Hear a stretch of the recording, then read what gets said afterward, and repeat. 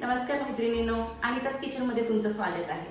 तर चला, आता गणपती आलेले आहेत आणि गणपतीसाठी आपण उकडीचे मोदक करतो किंवा तळणीचे मोदक करतो. तर त्याच्यासाठी आपल्याला खोबरं लागतं. तर ते खोबरं कसं खोवायचं हे आज मी तुम्हाला दाखवणार आहे. तर आता हे आपलं ओलं खोबरं आहे. नारळ फोडल्यानंतर असे त्याचे तुकडे होतात. तर ते तुकडे आपल्याला खोवता येत नाही.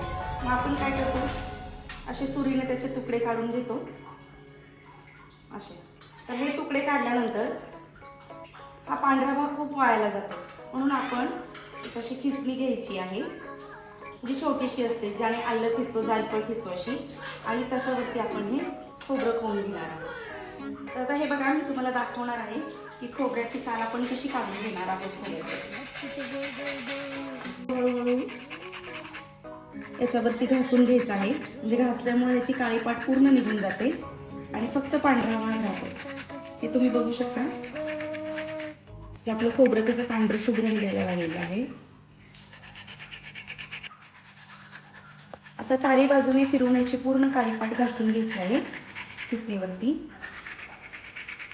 आणि याला ही अशी लहानच खिसणी वापरली जाते, मोठ्या खिसणीने होत नाही. हे बघा, हे असं पांढरं शुभ्र निघालेलं आहे आणि ह्याचा जो काळा भाग आहे पाटीचा, तो हा असा निघालेला आहे. तर हा तुम्ही भाजी आमटी कशालाही वापरू शकता. आता आपण हे खोबरं चिरून मिक्सरला बारीक करून घेणार आहे. हे असे बारीक तुकडे केलेले आहेत आपण.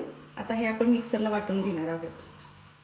हे बघा तुम्ही, किती पांढरं शुभ्र आपलं खोबरं तयार झालेलं आहे आणि झटपट होणार असं.